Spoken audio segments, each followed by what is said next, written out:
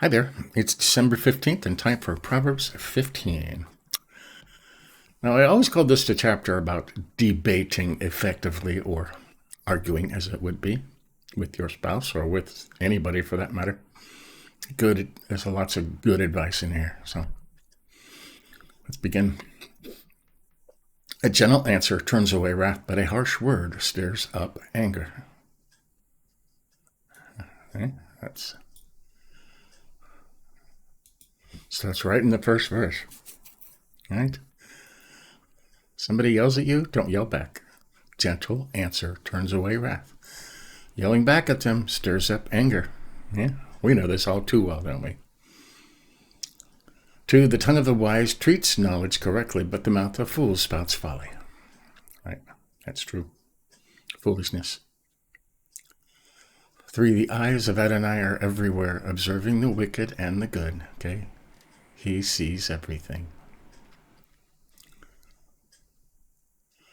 There's another one on arguing, and we'll put these all together at the end. A healing tongue is a tree of life, right? But a deceitful one crushes the spirit. Okay? If somebody's already upset, do you want to crush their spirit and make it worse? Say kind things. A healing tongue is a tree of life. 5, a fool despises his father's discipline, but one who accepts reproof is smart. Right? And people don't want to listen to anybody. 6, a house of the righteous has great wealth, but the income of the wicked brings trouble.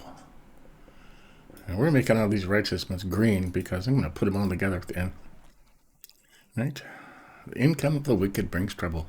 Right. 7, the lips of the heart spread knowledge. Wise spread knowledge. The lips of the wise spread knowledge. But not so the heart of fools. 8, the sacrifice of the wicked is an abomination to Adonai, but the prayer of the upright pleases him. Okay, now we're going to make this a different color, pink. Right. There's some people that are wicked, and they give to the church and they give to the poor for their own gain, right? God doesn't like that. But he likes our prayers of the upright. It's better than money from evil people. Hey, 9. Adonai detests the way of the wicked, but he loves those who pursue righteousness. Let's make this green. Righteousness, right? 10, stern correction awaits one who forsakes the way. One who hates reproof will die. You got that? Will die. 11, Sheol and Abaddon. There's a note here. Death and destruction are before Adonai. How much more the hearts of people? He knows everything that's going on in your heart. Everything. He likes you to admit that and repent. Right? A mocker dislikes one who corrects him. He will not go to the wise. Right? They won't. These fools will not go to the wise. Right? 13, a joyful heart makes the face cheerful, but a heartache crushes the spirit. That's true.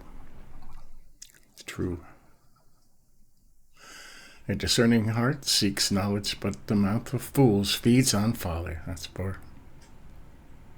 It says over here, the heart of him that hath understanding seeketh knowledge. Discerning, it means understanding, to know. Right? We'll highlight that too, just for kicks. A discerning heart seeks knowledge. 15, all the days of the afflicted are bad, but a cheerful heart has a continual feast. Yeah, a cheerful heart, it's joy. Joy is knowing where you're going to end up and resting in that. Okay, it's not temporary happiness. It's knowing how it all turns out in the end and taking comfort in that. Okay, a cheerful heart has a continual feast. I always like this one. Better is little with fear of Adonai than great wealth with turmoil. Boy, that's the truth right there. No, you really can't even add to that, right? Here's a Thanksgiving verse. Better a meal of vegetables where there is love than the fattened ox where there is hatred. Right? You're going to go somewhere where you know there's going to be fighting, right? And disagreement. It's better to stay home and just have a salad, right? Especially in the holidays, when you know there's people you really don't get along with. They don't agree with you for one reason or another. There's hatred there. Okay? Okay, here's more about arguing. We will. I like that yellow. A hot-tempered man stirs up strife, but one who is slow to anger calms a quarrel. Quarreling. Right? Appeaseth strife, it says over there.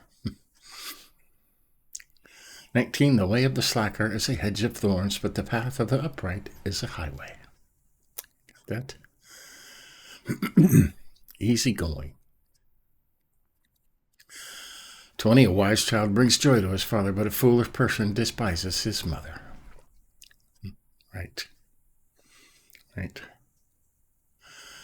21. Folly or foolishness is joy to one who lacks sense, but one with discernment walks straight.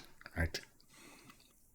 Some people just love trouble, just people who lack sense, they love foolishness. 22. Plans fail when there is no counsel, but with many advisors they succeed. Right. Always good advice. 23. A person has joy in an appropriate answer. How good is a timely word? We will make that part of our quarreling, right? 24. The path of life leads upward for the wise to keep him from going down to Sheol. Right? That's why we're trying to be wise, right?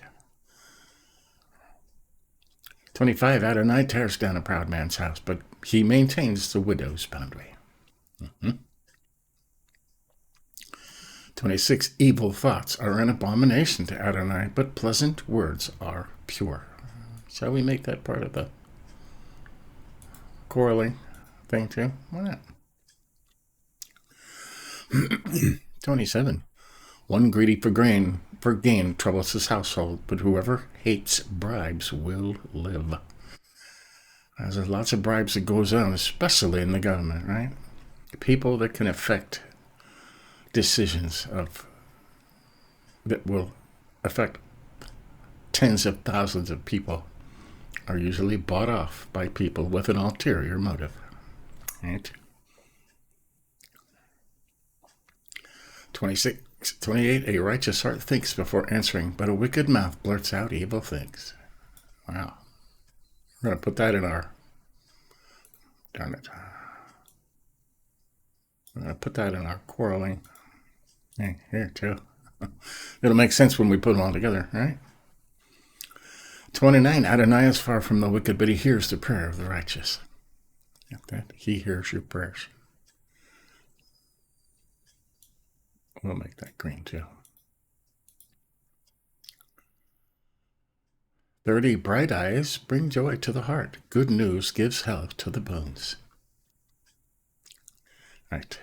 Don't you like bright, cheery people with good news? Gives health to the bones, right?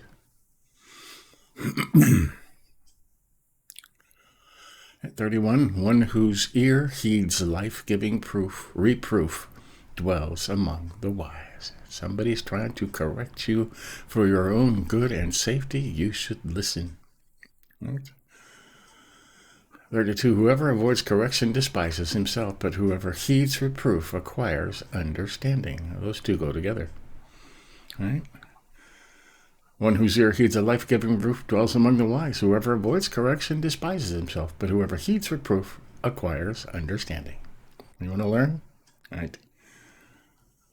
And 33. The fear of Adonai is the discipline of wisdom, and humility comes before honor. Right. Humility comes before honor. It's very important to be humble and let other people build you up, right? And not be prideful and build yourself up. Nobody likes that, okay? Nobody. Okay, let's go back to our yellow ones, and we'll talk about the art of quarreling effectively. Right? A gentle answer turns away wrath, but a harsh word stirs up anger. Right? A gentle answer. The one who is calm and cool and quiet and gentle usually will be the victor. Okay? Why? A healing tongue is a tree of life, but a deceitful one crushes the spirit. Goes together. A gentle answer turns away wrath. A healing tongue is a tree of life. Right? A harsh word stirs up anger. A deceitful one crushes the spirit. Right? And once you crush somebody's spirit, there's no going back from that. Okay? No going back. Okay? A hot-tempered man stirs up strife, but one who is slow to anger calms a quarrel. Right? Be the one slow to anger. Be the one who has a gentle answer and a healing tongue. Okay? A person has joy in an appropriate answer. How good is a timely word? And we just threw this in there with that quarreling, but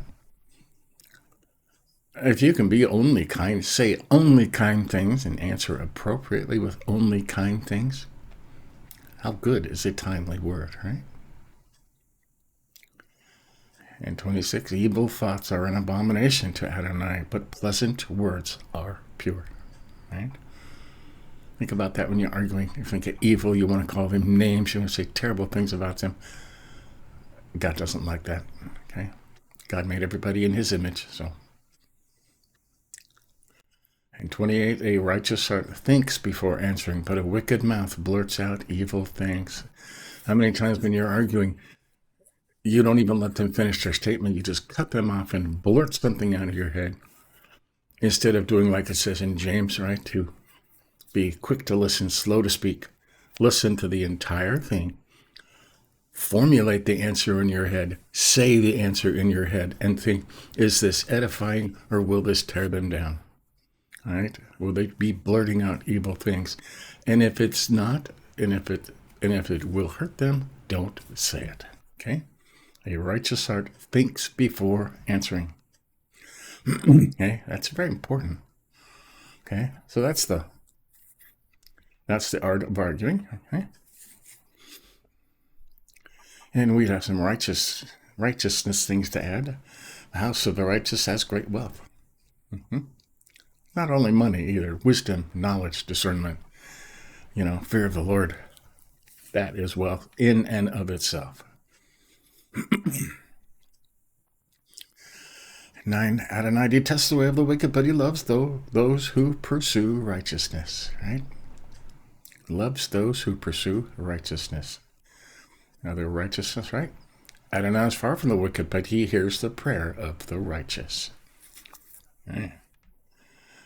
That's going to be fun when we put all those righteous ones together. And you can have a whole chapter unto itself just about what the righteous person does. Right? What else do we highlight in here? Highlighted 8, the sacrifice of the wicked is an abomination to Adonai, but the prayer of the upright pleases him. Right? Upright means you're trying. Okay.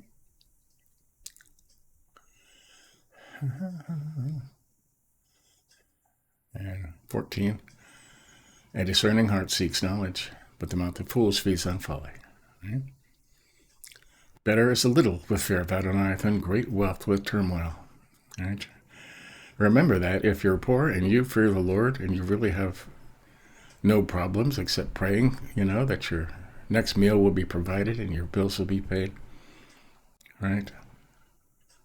Great wealth has lots and lots of turmoil and problems. They're always in the news, okay? Always. And they're in a rehab and they're in trouble. And that's a tough life. Yeah. And humbleness. Humility or humbleness comes before honor. Right? You're truly honored when you are humble and somebody else builds you up. Right? Not yourself. pride, arrogance, conceit. God hates those things. All right? So there you go. That's Proverbs 15. Lots of good stuff. One of my favorite chapters in Proverbs. So, and then later we're on day 350 of our through the Bible in a year. And I can't remember what we're doing today. We could look real quick.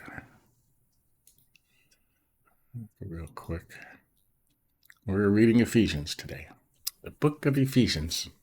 Paul's letter to Ephesus. So stay tuned for that. Give us a like if you think about it. But until next time, we'll keep going. See you later.